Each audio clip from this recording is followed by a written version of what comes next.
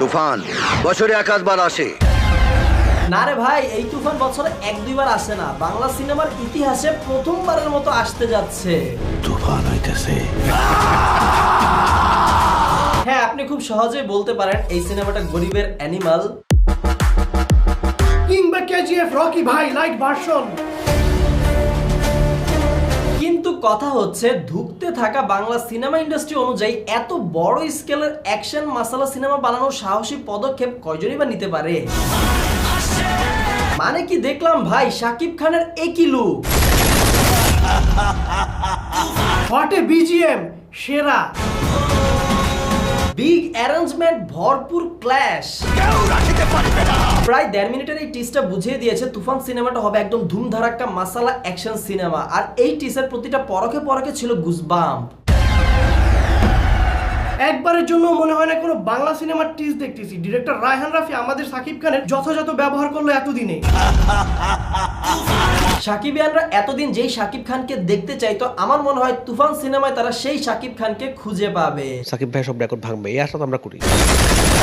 টিজের এই সিনটা নিয়ে কপি ট্যাগে সমালোচনা করছে অনেকেই। এখন কথা হচ্ছে ভাই, একটা মাসালা অ্যাকশন সিনেমায় এই ধরনের মেশিন গান থাকাটা কি স্বাভাবিক না? সাউথ ইন্ডিয়ার প্রায় 150 থেকে 200 সিনেমায় এই ধরনের মেশিন গান ব্যবহার করা হয়েছে অ্যাকশন সিনগুলোতে। তাই বলে কি প্রত্যেকটা সিনেমায় একটা আরেকটার কপি?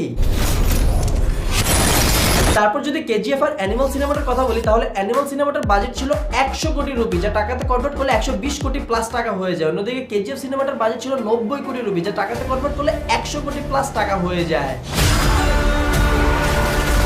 আর এইদিকে তুফান সিনেমাটার বাজেট হচ্ছে 15 থেকে 20 কোটি টাকা। তো এই জায়গায় কথা হচ্ছে, মাত্র 15 থেকে 20 কোটি টাকা দিয়ে ডিরেক্টর রায়হান রাফি যদি 100 কোটি বা 120 কোটি টাকার অ্যানিমাল বা কেজিএফ এর সাথে তুলনা পায়, তাহলে একবার চিন্তা করেন তার টিম যদি 100 থেকে 120 কোটি টাকা বাজেট পেত, তাহলে কি সিনেমা বানাতে পারতো। আমার ফুল টিম সবাই জান প্রাণ দিয়ে চেষ্টা করছে। অন্যদিকে আবার কয়দিন ধরে ফেসবুকে দেখতেছি শুধু ছবি লিক হয়, বিভিন্ন শুটিং সেটের ছবি ভাইরাল, শুটিং সেট থেকে ছবি লিক হয়। প্রথমে লিক হলো তুফানের ছবি, তারপর আসলো জঙ্গলিয়ের, তারপর আসলো আবার নীলচক্র।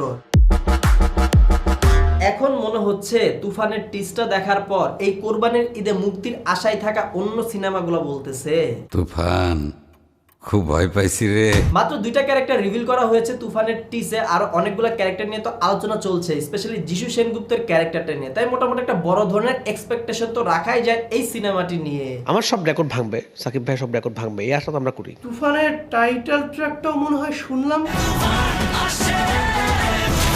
মাত্র 3 ঘন্টায় শাকিব খানের ফেসবুক পেজ থেকে তুফানের টিজ 1 মিলিয়ন ভিউজ ক্রস করে, আর এখন তো পুরো আগুনের মতো ভিউজ বাড়তেছে। যদি তুফানের ভাষায় বলি, তাহলে সোশ্যাল মিডিয়া ট্রেন্ডিং লিস্ট পুরাটাই তুফানের টিজের কাছে দিয়ে দেওয়া হয়েছে। পুরো দেশকে তুফানের হাতে তুলিয়া দেব। আমার নিজের ফেসবুক ফ্রেন্ড লিস্টের অসংখ্য মানুষকে দেখলাম যারা শাকিব খান নামটা শুনলেই নাক সিটকাতো, তারা পর্যন্ত শাকিব খানের প্রশংসা করতেছে। তাই যেহেতু ঘোষণা চলেই আসছে অফিসিয়ালি কোরবানির ঈদে মুক্তি পাবে তুফান সিনেমাটি, তাই বলাই যায় শাকিব খান এবারের কোরবানির ঈদে বাংলা সিনেমার বক্স অফিস করে দিবে। না এমনি এমনি বলতেছি না, আপনি শুধুমাত্র তুফান টিজার কমেন্ট বক্সটা চেক করে দেখেন। অল্প কিছু পরিমাণের অ্যানিমাল কেজিএফ কপি কমেন্ট ছাড়া 90% ছিল হিউজ অ্যাপ্রিসিয়েশন কমেন্ট। তবে আবার কিন্তু মাঝে একটা প্রশ্ন উঠেছিল যে এই কোরবানির ঈদে আদৌ আসতে পারবে তো তুফান সিনেমাটা? সবকিছু রেডি, এখন যে শুটটা প্রপারলি করতে হবে। এত বড় একটা প্রজেক্ট কমপ্লিট করা ছিল সেই লেভেলের চ্যালেঞ্জিং একটা কাজ, এটার জন্য আসলে অনেক বেশি প্রিপারেশন আমাদের করতে হয়েছে। তবে ডিরেক্টর রায়হান রাফি দারুণভাবে এই চ্যালেঞ্জ মোকাবেলা করছেন। খবর পেয়েছি উনি এই তুফান সিনেমাটার শুটিং আর এডিটিং দুইটার কাজই একসাথে করাচ্ছেন এবং ভালোভাবে করাচ্ছেন, যার ফলাফল হিসেবে আমরা তুফান সিনেমাটার দারুণ এই টিজটা পেয়েছি। শেষমেশ বলবো, কোরবানির ঈদে মুক্তির অপেক্ষায় থাকা বাকি বাংলা সিনেমাগুলোর জন্য আমারই ভয় লাগতেছে, তারা পারবে তো তুফান সিনেমার সাথে দাঁড়াতে? সো গাইস, ভিডিওটা এতটুকুই ছিল তুফান সিনেমাটার টিজ নিয়ে। আপনাদের কি মতামত? শাকিব খানের নতুন লুক আর সিনেমাটা কেমন হতে পারে? আপনাদের এক্সপেকটেশন কিরকম সেটা কমেন্ট বক্সে আমাদেরকে জানান। আপনারা সবাই ভালো থাকবেন, সুস্থ থাকবেন, দেখা হবে আপনার সাথে পরবর্তী ভিডিওতে খুব জলদি।